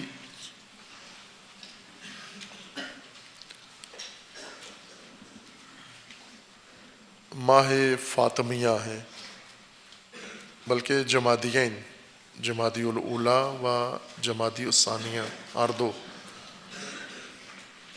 جمادی الاولیٰ 13 جمادی الاولیٰ بھی تاریخ شہادت حضرت سیدہ ذکر کی گئی ہے، اور 3 جمادی الثانیہ بھی شہادت حضرت سیدہ ہے. اس سال ارادہ تھا کہ ہم 13 سے لے کے 3 جمادی الثانی تک انشاءاللہ ایام فاطمیہ یہ برپا کریں گے، اور اسی مناسبت سے گفتگو بھی ہوگی، لیکن یہ انتظامی مصروفیات کی وجہ سے وہ توفیق نہیں ہوئی۔ اور 20 جمادی الثانی ولادت باسعادت حضرت سیدہ ہے۔ یہ 2 ماہ فاطمی مہینے ہیں دونوں، اور ان ایام میں جہاں عقیدت کے اظہار کی ضرورت ہے، وہیں پر معرفت حضرت سیدہ کی، اسوہ حسنہ حضرت سیدہ کی تشریح کی ضرورت ہے، اقدار فاطمیہ کی ترویج کی ضرورت ہے، وہ تبلیغ کی ضرورت ہے۔ ایام فاطمیہ فقط احساسات کے اظہار کی مناسبت نہیں ہے، بلکہ حسرت حضرت زہرا کو پورا کرنے کی فرصت ہے۔ وہ حسرت جو دل میں لے کر اور حالت ناراضگی میں امت سے ناراض ہو کر جس ٹوٹے دل کے ساتھ اس دنیا سے چلی گئی ہیں، ایک حسرت لے کر اس حسرت کی تکمیل کی ضرورت ہے۔ اور جس طرح روایات کے اندر ہے کہ رضائے حضرت سیدہ میں اللہ کی رضا ہے، مظہر رضائے خدا ہے، اور رضائے سیدہ فقط ہمارے ان حالات سے نہیں ہے، جس طرح بعضوں نے خود سے بنا لیا ہے کہ سیدہ کی رضا فقط ہمارے گریہ اور رونے میں ہے۔ بہت چھوٹی کر دیا حسرت زہرا، کہ حضرت زہرا کو فقط ایک آرزو تھی، حسرت تھی کہ میری اولاد پہ کوئی روئے گا یا نہیں روئے گا۔ یہ خود ساختہ حسرت ہے جو ہم نے خود بنا لی ہے۔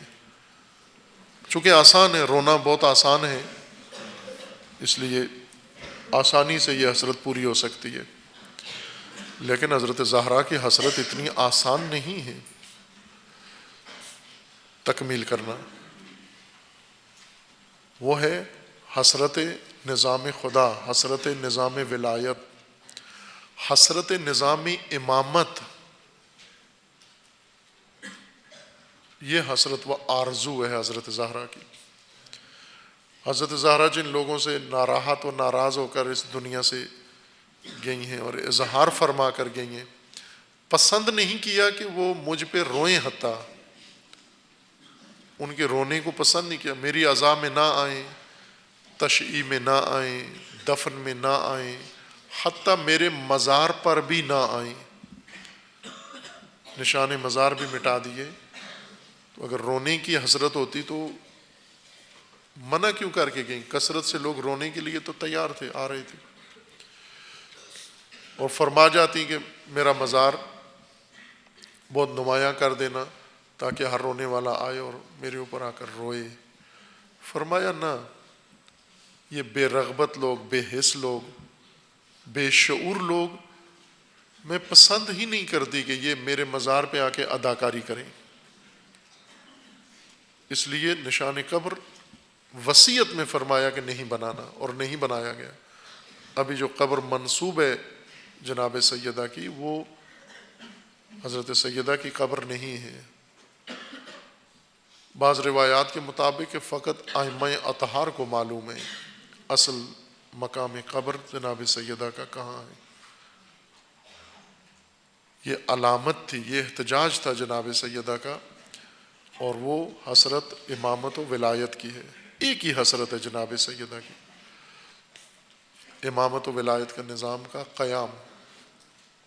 اسی پر ناراحت تھیں، اسی پر ناراض تھیں، اسی پر معترض تھیں، اسی پر احتجاج کیا، اسی پہ راہ پہ جان دے دی، اور اپنے احتجاج کو ابدی بنا دیا، دائمی بنا دیا۔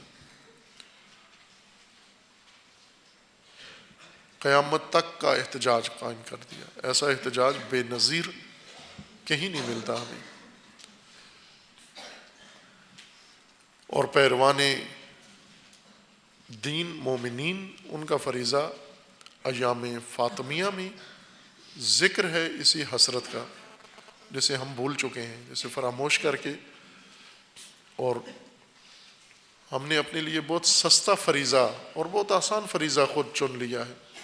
چونکہ اس پہ کوئی خرچ نہیں ہوتا. آپ کہیں بھی رو لیں جا کر، آپ امریکہ میں رو لیں، آپ برطانیہ میں رو لیں، آپ کابل میں رو لیں، قندھار میں رو لیں، پاکستان میں رو لیں، انڈیا میں رو لیں، کہیں بھی رو لیں. رونے پہ کیا کوئی قدغن نہیں ہے، کوئی پابندی نہیں ہے، کچھ خرچ نہیں ہوتا. اور ہم نے فقط آسان ترین فریضہ اپنے لیے چنا ہے. جبکہ حضرت سیدہ جو کچھ چاہتی تھیں امام حسین علیہ السلام اسی کے حصول کے لیے کربلا گئے. رائے آرزو حضرت فاطمہ کربلا ہے، اس کی تکمیل کے لیے جو ماں نے راستہ بنایا، بیٹا اس کی تکمیل کے لیے گیا. اور ساری امت الگ سے بیٹھ کر رونے کے لیے تیار رہی. مدینہ والے روئے، مکہ والے روئے، بصرہ والے روئے، کوفہ والے روئے، یہ روتے رہے. اور حضرت زینب نے ان کے رونے کی مذمت کی. جب کوفیوں کو روتا ہوا دیکھا، اداکاری کا رونا، شدید مذمت کی کہ یہ نہیں چاہیے تھا ہمیں.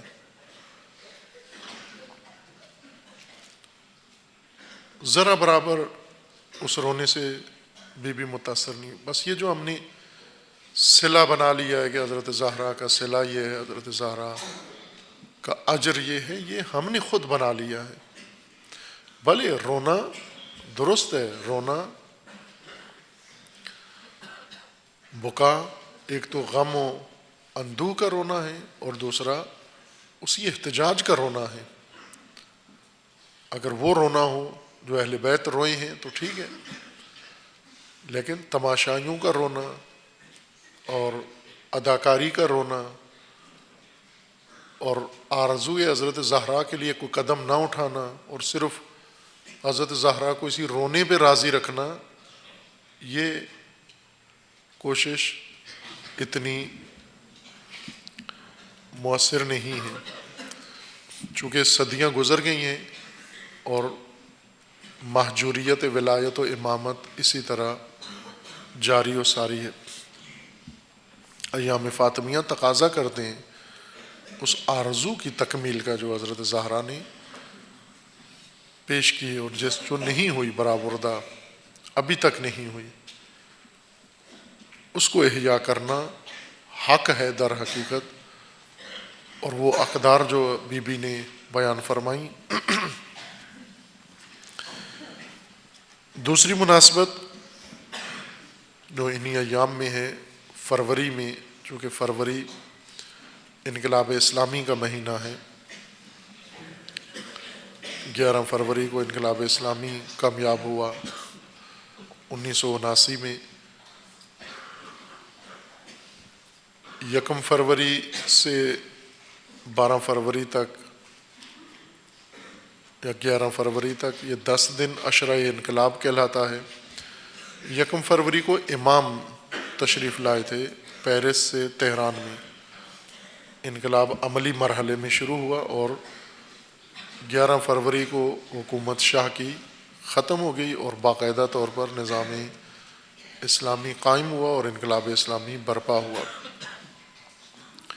یہ ایام بھی بہت اہم ہیں تمام مسلمین کے لیے، تمام مومنین کے لیے اور تمام ان لوگوں کے لیے جو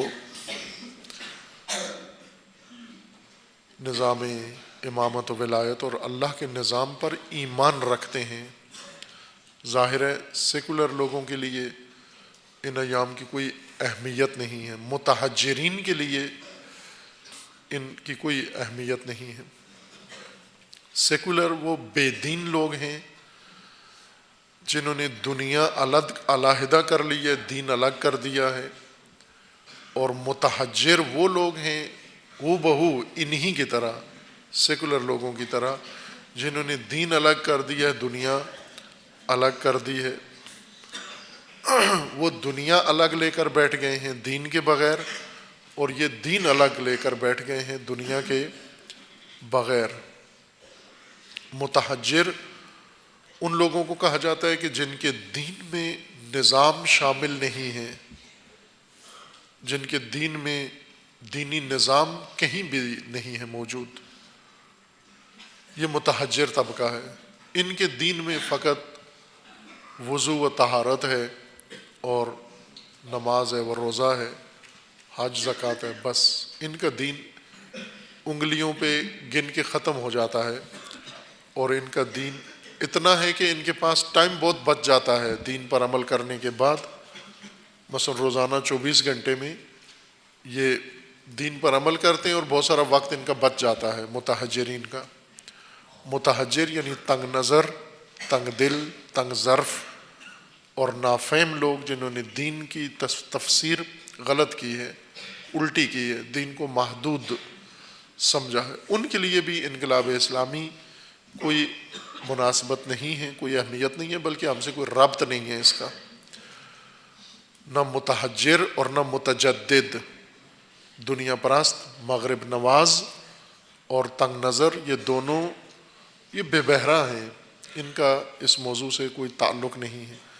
لیکن وہ مومنین جو اللہ کے دین پر ایمان رکھتے ہیں، مومن ہیں، واقعاً مومن ہیں، جو کچھ اللہ نے نازل کیا ہے، ما انزل اللہ، اس پر ان کا اعتقاد ہے، ایمان ہے، جو اس پر اعتقاد رکھتے ہیں، ان کے لیے یہ انقلاب اسلامی اہم موضوع ہے۔ جس طرح دشمنان دین کے لیے، دشمنان مسلمین کے لیے، دشمنان تشیع کے لیے انقلاب اسلامی بہت اہم موضوع ہے، بلکہ اس وقت تنہا موضوع ہے جو انہیں کھلتا ہے، کھٹکتا ہے، اور جس کے خاتمے کے لیے اپنی ساری توانائیاں صرف کر رہے ہیں۔ اور انقلاب اسلامی اب 1979 میں کامیاب ہوا، اور اب 2018 شروع ہو گیا ہے۔ اب 40 سال نزدیک ہوتے جا رہے ہیں انقلاب اسلامی کے لیے، اور متعدد سازشیں انقلاب کے خلاف ہوئی ہیں ان 39 سالوں میں، اور ہر روز ایک نئی سازش انقلاب کے مقابلے میں کی گئی ہے، لیکن ناکامی کا منہ دیکھنا پڑا۔ اس وقت بھی ساری دنیا نے ایکا کیا ہوا ہے انقلاب کو محاصرہ کرنے کے لیے۔ عربوں نے، سیونسٹوں نے اور مغربی دنیا نے، سب نے ایک قسم کھائی ہوئی ہے اس نظام کو ختم کرنے کے لیے۔ لیکن جس طرح اللہ تعالیٰ نے انقلاب اسلامی کو کامیاب کیا ہے اور بچایا ہے ان کے شر سے، آفت سے، خطر سے، انشاءاللہ خداوند تبارک و تعالیٰ ان فتنوں سے بھی انقلاب کو محفوظ فرمائے گا انشاءاللہ۔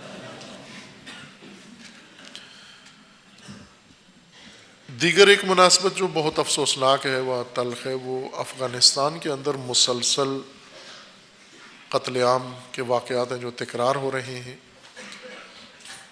چند روز پہلے بھی افغانستان کے ایک بہت ہی محفوظ سیکیور علاقے کے اندر ایمبولینس کے اندر خودکش حملہ ہوا، اور 103 بے گناہ لوگ وہاں پر جان بحق ہوئے ہیں، اور یہ تقریباً 10 دنوں کے اندر تیسرا بڑا حملہ تھا جو افغانستان میں ہوا ہے، کابل کے اندر۔ افغانستان اس وقت مرکز بن گیا ہے اور بنتا جا رہا ہے دہشت گردی کا۔ جس طرح پہلے انہوں نے سوریہ اور عراق کو بنایا تھا، سوریہ اور عراق میں شکست و ذلت اٹھانے کے بعد اب تمام توانائیاں جمع کر کے، اکٹھی کر کے افغانستان میں لا رہے ہیں۔ امریکہ اور اس کے حواری یہ ناکام لشکر، شکست خوردہ لشکر، یہ بکھرا ہوا لشکر جمع کر کے افغانستان میں اس کو لا رہے ہیں۔ اور افغانستان میں لانے کا مطلب فقط افغانستان کو ناامن کرنا نہیں ہے، بلکہ افغانستان میں یہ سب کچھ اکٹھا کر کے اس سے پہلا مقصد پاکستان ہے، ایران ہے، اور پھر چائنا اور روس ہے۔ اصل ہدف ان ممالک کے لیے یہ ساری تدبیر ہے کہ سر فہرست پاکستان اور ایران ہے۔ افغانستان میں جو کاروائیاں ہو رہی ہیں، داعش کا مکمل ڈھانچہ جو بچا کھچا ہے وہ امریکہ نے افغانستان منتقل کیا ہے، اور افغانستان کے لیے انہوں نے نئی پالیسیاں بنائی ہیں۔ افغانستان کو استعمال کر کے اس پورے خطے کے اندر پہلے سے زیادہ شدید ناامنی پھیلانے کا ان کا منصوبہ ہے، اور آئندہ ایام میں افغانستان میں زیادہ شدت آئے گی، چونکہ جو تیاریاں گزشتہ 1-2 سال سے ہو رہی تھیں وہ اپنی تکمیل کو پہنچ گئی ہیں، اور اب آمنے سامنے 3 فریق ہیں دراصل افغانستان کے اندر۔ ایک حکومت ہے، امریکہ نواز حکومت ہے، امریکہ کی کٹ پتلی حکومت۔ دوسرا گروہ طالبان ہے، اور تیسرا گروہ ہے داعش۔ طالبان بھی امریکی گروہ ہی تھا، لیکن بعد میں باغی ہو گیا امریکہ سے، چونکہ امریکہ نے جب اسے کنٹرول کرنا چاہا تو یہ ان کے قابو سے باہر ہو کے امریکہ مخالف ہو گیا۔ داعش انہوں نے طالبان کی جگہ پر طالبان کے قائم مقام جانشین داعش کو بنایا، اور عراق و سوریہ ان کا ہدف تھا کہ ان کی حکومتیں قائم کریں گے، وہاں پر یہ تکفیری لشکر تکفیرستان حکومت بنے گی، اور وہاں سے بیٹھ کر پھر باقی سارے کاروائیاں کریں۔ کردستان بنے گا، اسرائیل کو وسعت ملے گی، ترکی، ایران، عراق اور عرب ممالک ٹوٹیں گے، ان کے کئی ممالک بنیں گے۔ یہ ایک منصوبہ تھا جو بالکل ناکام ہوا، اور اسی ناکامی کی شدت میں اس وقت بوکھلاہٹ کا شکار ہے امریکہ اور اس کا صدر اور اس کی کابینہ۔ اس کی ناکامی کے بعد اب انہوں نے دوبارہ پھر افغانستان کا رخ کیا ہے کہ یہ ساری فورسز افغانستان میں لے آئیں، اور یہ 3 فریق اس وقت برسر پیکار ہیں۔ طالبان حکومت کے بھی خلاف ہیں، داعش کے بھی خلاف ہیں، اور داعش طالبان کے بھی خلاف ہے اور حکومت کے بھی خلاف ہے۔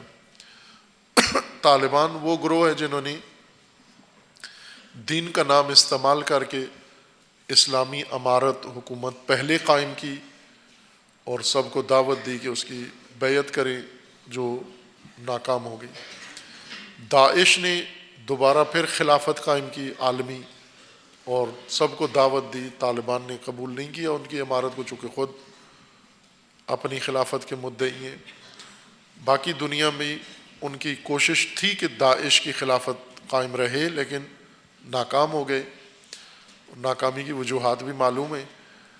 اب دوبارہ لوٹ کر پھر اسی پہلے نقطے پر واپس آ گئے ہیں۔ اب ان کے پاس ایک بہت ہی خونخوار لشکر ہے طالبان کا، اور اس سے زیادہ وحشتناک و زیادہ خونخوار لشکر ہے داعش کا، جن کے پاس قتل و غارت کا ایک بڑا تجربہ ہے، ان کے پاس وسائل ہیں، امکانات ہیں، اور حکومت ان کی امریکہ کی کٹ پتلی ہے۔ یعنی داعش اور حکومت دونوں امریکہ کے تسلط میں ہیں، لیکن دونوں آپس میں حلیف نہیں ہیں، حریف بھی ہیں۔ یہی امریکہ کی شیطنت ہے کہ افغان حکومت بھی امریکہ کے کنٹرول میں ہے اور داعش بھی امریکہ کے کنٹرول میں ہے۔ جس طرح عراق میں تھا، عراقی حکومت بھی امریکہ کے تسلط میں ہے اور عراقی داعش بھی امریکہ کے تسلط میں تھی۔ دونوں گروہوں کو ایک دوسرے کے خلاف لڑایا ہوا تھا اس نے۔ یہی کام افغانستان میں ہونے جا رہا ہے۔ افغانستان میں اب بہت تیزی کے ساتھ یہ دہشت گردی ہوگی اور افغانستان سے جلدی باہر نکلے گی۔ افغانستان میں یہ جتنی کاروائیاں ہو رہی ہیں طالبان نے، مثلا یہ کابل حملہ جو تیسرا حملہ ہے بڑا ایک ہفتے کے اندر اندر یا 10 دنوں میں، طالبان نے ذمہ داری اس کی قبول کی، افغان طالبان نے۔ پاکستان کو متہم کیا جاتا ہے کہ یہ افغان طالبان کے مددگار ہیں، پناہ دیتے ہیں ان کو۔ حقانی نیٹ ورک ہے اور طالبان ہیں اور بہت سارے اور گروہ ہیں جو پاکستان کی حمایت میں ہیں یا پاکستان کے زیر حمایت ہیں، اور پاکستان ان کی حمایت کرتا ہے، مدد کرتا ہے افغانستان میں دہشت گردی کے لیے۔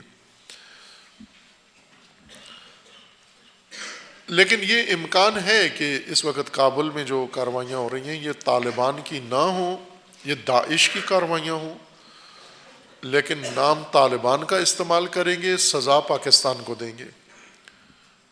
103 آدمی وزارت داخلہ کے سامنے جا کر کارروائی کر کے انہوں نے ایمبولینس میں، ظاہراً یہ طالبان سے ذرا آگے کی بات ہے، طالبان بھی منظم فورس ہے، مسلح فورس ہے، تجربہ کار فورس ہے، خونخوار ہیں، جلاد ہیں، بے رحم ہیں، لیکن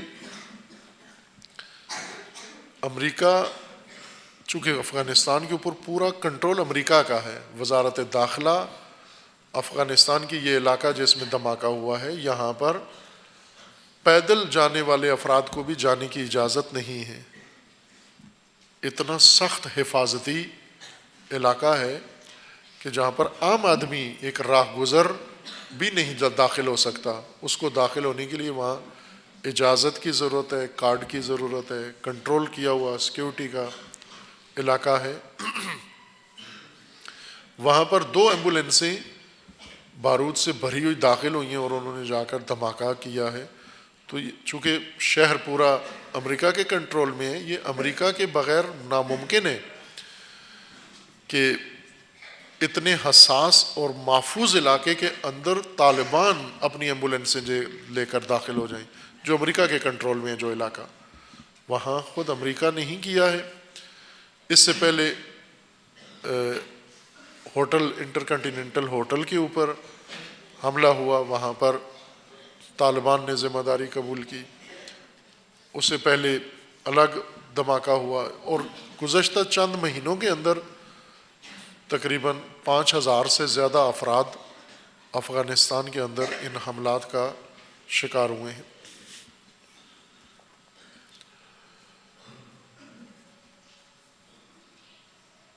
امریکہ یہ ساری کارروائیاں کابل کے اندر کروا کے یہ پاکستان کے سر میں ڈالے گا، اور ڈال کر پاکستان سے پھر جیسا ماحول بنا رہا ہے امریکہ کہ پاکستان چونکہ ملوث ہے، پاکستان کروا رہا ہے افغانستان کو نامن، اور امریکہ افغانستان کا حامی ہے، قیم ہے، لہذا پاکستان کو اس کی سزا دینے کے لیے کارروائیاں کریں گے۔ ڈرون حملے جو پہلے سے جاری تھے ان میں شدت آئے گی، تیزی سے کریں گے، اور ڈرون حملوں سے بات آگے بڑھے گی۔ امریکہ اب زیادہ پاکستان کو ستائے گا، اذیت زیادہ کرے گا۔ اصل پاکستان کو جو اذیت کر رہا ہے امریکہ وہ افغانستان میں مداخلت کی وجہ سے نہیں ہے، چائنا کے ساتھ دوستی کی وجہ سے ہے، اور پاکستان نے جو چائنا کے حوالے کر دیا ہے سب کچھ، جو امریکہ مفت میں امریکہ اس ملک کو استعمال کر رہا تھا، اب چائنا نے وہ سارا کچھ لے لیا ہے۔ یہ چیزیں جو امریکہ کے لیے ناقابل تحمل و ناقابل برداشت ہے، اس لیے آئندہ جو آنے والے ایام ہیں وہ پاکستان کے لیے بہت اہم ہیں۔ پاکستانی حکمران، پاکستانی فورسز، پاکستانی لیڈرشپ کے لیے بہت کڑا امتحان ہے یہ، ملت کے لیے بھی، چونکہ مختلف میدانوں میں انہوں نے یہ ثابت کیا کہ صحیح فیصلے نہیں کرتے پاکستانی، مناسب ملک کے مفاد میں، قوم کے مفاد میں کبھی بھی فیصلے نہیں کرتے، جھک جاتے ہیں، بک جاتے ہیں، تسلیم ہو جاتے ہیں، ذلیلانہ فیصلے کرتے ہیں، ذلت آمیز قدم اٹھاتے ہیں۔ امریکہ کا دباؤ بڑھنے سے، جیسے پرویز مشرف نے امریکہ کے دباؤ میں آ کر سارا ملک امریکہ کے حوالے کیا، پھر بھی یہ امکان ہے، اور یہ اور بڑی غلطی ہوگی اگر امریکہ دباؤ ڈالتا ہے اور پاکستانی تسلیم ہو جاتے ہیں پھر، اور تسلیم ہو کے پھر امریکہ کے حوالے سب کچھ کریں، تو یہ بے رحم امریکہ ہے، یہ ٹرمپ کا امریکہ ہے۔ پہلے بش کا امریکہ تھا، اسے پاکستان کی ضرورت تھی، اور پھر اوباما آیا، اس نے اپنے طریقے سے پاکستان کو ڈیل کیا، اس نے پاکستان کو اتنا ضروری ہی نہیں سمجھا، غیر ضروری ملک قرار دیا پاکستان کو، بوجھ قرار دیا، اور ٹرمپ نے پاکستان کو مزاحم قرار دیا ہے۔ ٹرمپ پاکستان کو مزاحم سمجھتا ہے، نہ غیر ضروری۔ اوباما غیر ضروری سمجھتا تھا کہ یہ ملک بوجھ ہے اور ہمیں اس کا بوجھ اٹھانے کی کوئی ضرورت نہیں ہے، ہم افغانستان میں ختم کر دیتے ہیں، اپنا کام ہی ختم کر دیتے ہیں تاکہ پاکستان کی ہمیں ضرورت ہی نہ پڑے۔ لیکن پاکستان نے جو اسٹریٹجی اپنائی ہے اس کی پیش نظر اب پاکستان کو مزاحم سمجھتے ہیں، چونکہ پاکستان نے چائنا کو راہداری دے دی ہے، اور چائنا بڑا رقیب ہے اس وقت امریکہ کا۔ روس اور چائنا دونوں بڑے رقیب ہیں، اور دونوں مل کر امریکہ کی طاقت کو زوال پذیر کر سکتے ہیں، جس کے آثار نظر آ رہے ہیں اس وقت۔ باقاعدہ عالمی سطح پر امریکہ کا زوال شروع ہے، محسوس حد تک شروع ہے، نہ غیر محسوس حد تک۔ محسوس حالت میں امریکہ کا زوال کا آغاز ہو گیا ہے، جس کی قیادت چائنا اور روس کے پاس ہے۔ اس لیے امریکہ اس وقت بوکھلاہٹ کا شکار ہے۔ امریکیوں نے ایک حرکت پچھلے ہفتے یہ کی ہے کہ جن ممالک نے قدس کے مسئلے میں، جیسے ٹرمپ نے امبیسی اپنی قدس منتقل کرنے کے لیے اور قدس کو اسرائیل کا دارالخلافہ قرار دینے کے لیے جاری کیا بیانیہ، اس کے خلاف اقوام متحدہ کی جنرل اسمبلی کے اندر اجلاس ہوا اور ووٹنگ ہوئی، اور بہت سارے ممالک، غالباً 24-25 ممالک ہیں جو امریکہ سے امداد لیتے ہیں، انہوں نے امریکہ کے خلاف ووٹ ڈالا ہے۔ 4-5 ملک ہیں، 7 ملک گویا افریقہ کے، جنہوں نے امریکہ کے خلاف ووٹ نہیں ڈالا، باقی سب نے امریکہ کے خلاف ووٹ ڈالا ہے، از جملہ پاکستان نے بھی۔ اس بات پر وہ بہت برہم ہوئے ہیں کہ ہم سے امداد لینے والے ممالک امریکہ کے خلاف کیوں ووٹ ڈالتے ہیں۔ اور ایک حرکت انہوں نے یہ کی ہے کہ اقوام متحدہ میں ایک بہت ہی بد کردار عورت ہے امریکہ کی جو نمائندگی کر رہی ہے، بہت ہی ٹرمپ کی طرح کی ہی بدکار ہے، بلکہ دونوں آپس میں منسلک ہیں۔ اور اس عورت نے بیان بھی دیا ہے کہ ٹرمپ کے ساتھ میرے ناجائز تعلقات نہیں ہیں، لیکن دوسروں نے، امریکی اخباروں نے تصاویر کے ساتھ ان کا سکینڈل سارا برملا کیا ہے کہ یہ دونوں بدکار ہیں، وہ بد کردار ہیں دونوں۔ نیک ہیلی یا نیکی ہیلی عورت بہت ہی بد کردار عورت ہے، یہ ٹرمپ کی نمائندہ ہے اقوام متحدہ میں۔ اس نے وہ ممالک جو امریکہ سے مدد لیتے ہیں، اس نے ان کے سفیروں کی جو یو این او میں جو مختلف ممالک کے سفراء ہیں جو امریکہ سے مدد لیتے ہیں، ان کی دعوت کی ہے، ڈنر دیا ہے ان کو، اور اس میں بلا کر نہ صرف ڈنر دیا ہے بلکہ اب توجہ کریں، یہ اسرائیلی حربہ ہے جو اس وقت ٹرمپ آزما رہا ہے۔ اسرائیل بد کرداری کے ذریعے سے اس نے عربوں کو شکست دی ہے۔ اسرائیلی عورتیں بد کردار، فاحشہ، یہ عرصہ دراز تک عرب حکمرانوں کو انہوں نے اپنے جال میں پھنسایا، اور ان خبیثوں نے خباثت کی ان عورتوں کے چکر میں آ کر، فاحشہ عورتوں کے چکر میں آ کر۔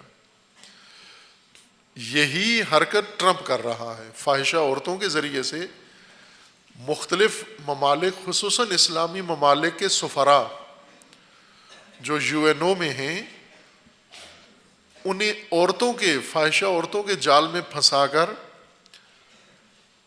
ان سے امریکہ کے اقدامات کی تائید لینے کے لیے یا کم از کم ووٹ نہ ڈالیں. جب امریکہ کے خلاف کوئی ایشو اٹھتا ہے ووٹ نہ ڈالیں. چائنا اور روس نے یہ طے کر لیا ہے کہ اب بھرپور طریقے سے امریکہ کی مزاحمت ہر سطح پر کریں گے. پہلے نہیں کرتے تھے. روس اپنی مشکلات کی وجہ سے اور چائنا اپنی احتیاط کی وجہ سے. چائنا پہلے محتاط پالیسیوں والا ملک تھا, اب اس نے ساری احتیاط چھوڑ دی ہے اور اب ایک کنزرویٹو چائنا نہیں ہے بلکہ ایک بہت ہی اگریسو چائنا بن گیا ہے, ایک تہاجمی چائنا میں تبدیل ہوتا جا رہا ہے, ہجومی چائنا بنتا جا رہا ہے. عزائم ان کے بدلتے جا رہے ہیں, روشیں چائنا کی تبدیل ہوتی جا رہی ہیں. اس لیے چائنا اور روس نے باقاعدہ طور پر امریکہ کو ذلیل کرنے کے لیے ہر جگہ پر ایکا کر لیا ہے, جس کی آخری مثال ابھی حالیہ اجلاس جو ہوا ہے اس کے اندر بلکہ 2 دفعہ امریکہ کو ہزیمت اٹھانا پڑی روس اور چائنا کے ہاتھوں. ایک ایران کے اندر مظاہرے ہوئے, ان مظاہروں کے لیے امریکہ نے قومی سلامتی عالمی سلامتی کونسل کا اجلاس بلایا یو این او میں, اور چائنا اور روسیوں دونوں نے بےعزتی کی اجلاس کے اندر امریکہ کی کہ یہ ایک ملک کا داخلی معاملہ ہے, اس پر تم نے کیوں اجلاس بلایا, ضرورت نہیں تھی, وقت ضائع کیا تم نے. توہین آمیز طریقے سے وہ اجلاس انہوں نے ختم کروایا. اور ابھی جو حالیہ ایک اور اجلاس ہوا ہے عالمی سطح کے لیڈروں کا, اس میں روسی وزیر خارجہ نے امریکہ کی پھر بےعزتی کی ہے, اجلاس کے اندر بےعزتی کی ہے کہ تم اپنے احمقانہ کام لے کر آتے ہو یو این او کے اندر اور یو این او کے استعمال کرتے ہو. اب وہ وقت ختم ہو گیا ہے, یو این او اب امریکہ استعمال نہیں کر سکتا, چونکہ چائنا پہلے اپنے مفادات کی خاطر چپ رہتا تھا اور روس اپنی مشکلات کی وجہ سے محتاط رہتا تھا. اب دونوں نے احتیاط چھوڑ دیے اور امریکہ کا مقابلہ شروع کر دیا ہے. جب چائنا روس نے ایکا کر لیا کہ ہر سطح پر امریکہ کو مزاحمت کریں گے, تو اس دوران اب امریکہ اپنی بقا کے لیے گویا جنگ لڑ رہا ہے. امریکہ مغلوب حالت میں جنگ لڑ رہا ہے. پہلے امریکہ ایک اور حالت میں ہوتا تھا, غرور و تکبر کی حالت میں کہ برتر ہے, سب کے اوپر اس کا احاطہ ہے, بلا منازع اور بلا رقیب ہے, کوئی اس کے مقابلے کے لیے نہیں ہے, واحد سپر پاور ہے. اور اب امریکہ کو بقا کی جنگ لڑنا پڑ رہی ہے کہ یہ 2 ملک کھا جائیں گے امریکہ کو. اس لیے امریکی پالیسی اس وقت وہ بہت شدت کے ساتھ ہے ان ممالک کو سزا دینے کے لیے اور ان کو پھانسنے کے لیے. اس عورت نے, فاحشہ عورت نے ان ممالک خصوصاً اسلامی ممالک کے سفراء کو ڈنر دیا ہے, اور اس میں وہ معلوم ہے فاحشہ عورتیں جب سفیروں کو ڈنر دیں تو کیا ڈنر ہوتا ہے, اس میں کیا آفر ہوتی ہے ان کو. اور بعض ممالک ایسے ہیں جیسے عرب ملک ہیں یا دیگر بعض اسلامی ممالک ہیں جن کے مرد شراب اور عورت کے لیے سب کچھ بیچ دیتے ہیں, قوم و ملک و وطن و ہر چیز فروخت کر دیتے ہیں, یہ فروخت کرنے کے لیے تیار ہیں, اس حربے سے استفادہ کر رہے ہیں. اور ان ممالک کو انہوں نے دھمکی بھی دے رکھی ہے کہ اگر آپ نے ان ممالک کا روس چائنا کا ساتھ دیا تو ہم آپ کی امداد روک دیں گے, امداد آپ کی بند کر دیں گے. اس وقت انہوں نے چند ملکوں کی بند کر دی ہے, جیسے پاکستان کی امداد روک لی ہے, مصر کی روک لی ہے امداد کہ ان ملکوں کو نہیں دیں گے چونکہ یہ مکمل طور پر امریکی ڈکٹیشن ابھی نہیں مان رہے ہیں. یہ عالمی صورتحال بن رہی ہے اور اس کے لیے اب امریکہ جنہیں سزا دینا چاہ رہا ہے, سزا کے طور پر افغانستان کو اس نے چنا ہے, اور افغانستان میں جلاد تیار کیے ہیں داعش, پہلے عراق کی سرکوبی اور سوریہ کی تھی, اور اب پاکستان اور ایران کی باری ہے. چونکہ ایران پاکستان ایک جیسے مسائل کا شکار ہیں، اس وقت دونوں ملکوں کی مفاد اس میں ہے کہ یہ مل کر امریکہ کے خلاف ایک اسٹریٹجی بنائیں، ایک حکمت عملی اپنائیں، اور وہ بھی افغانستان کو ہی محور قرار دیں دونوں ملک، اور افغانستان میں ہی امریکہ کو اس طرح سے سزا دیں کہ پھر اس طرح کی بدگمانی نہ کرے. امریکہ ڈرون حملے شروع کرے گا، بہانہ بنائے گا کہ پاکستان چونکہ کابل میں حملے کروا رہا ہے، حمایت کر رہا ہے، لہٰذا پاکستان کو سزا کے طور پر پہلے ڈرون حملے بڑھائیں گے. یہ ڈرون حملے آگے آئیں گے مزید، یعنی اب اسلام آباد تک اور شاید اور جگہوں کے اوپر بھی یہ ڈرون حملے شروع ہوں. اور پھر اس کے بعد اگلی کارروائی بھی متوقع ہے کہ امریکہ یہ حرکت کرے.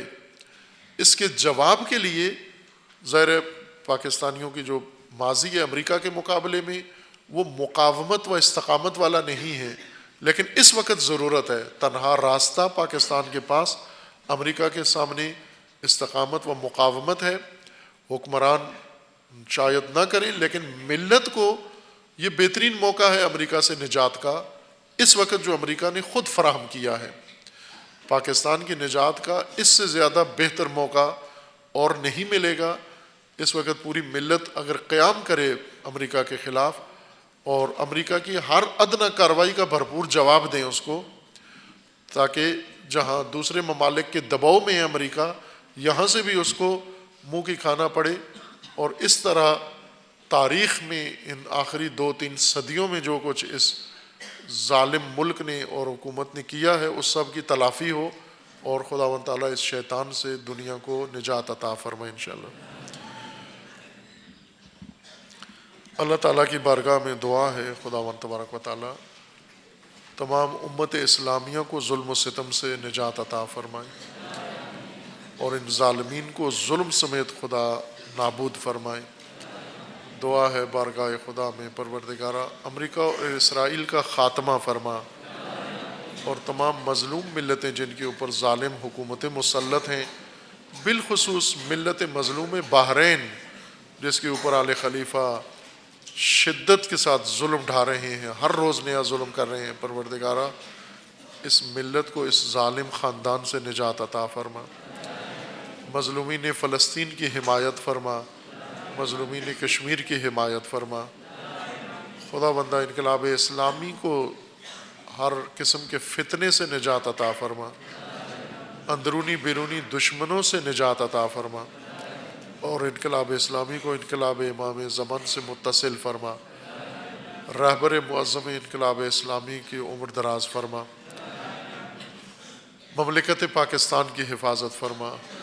اس ملک کو اندرونی بیرونی دشمنوں کے شر سے محفوظ فرما. خدا بندہ اس ملک کے اندر امن و امان قائم فرما. ملت پاکستان کو بیداری و شعور عطا فرما. انہیں استقامت و مقاومت کی توفیق عطا فرما. انہیں دشمنوں کے پلید عزائم کو ناکام بنانے کی توفیق عطا فرما. اس ملت کے جوانوں کے اندر غیرت و شجاعت بیدار فرما. اس ملک کے اندر ناامنی، دہشت گردی، فرقہ واریت، فتنہ، فساد اور نفاق پھیلانے والوں کو محو فرما. ان کے حامیوں اور بانیوں کو رسوا فرما.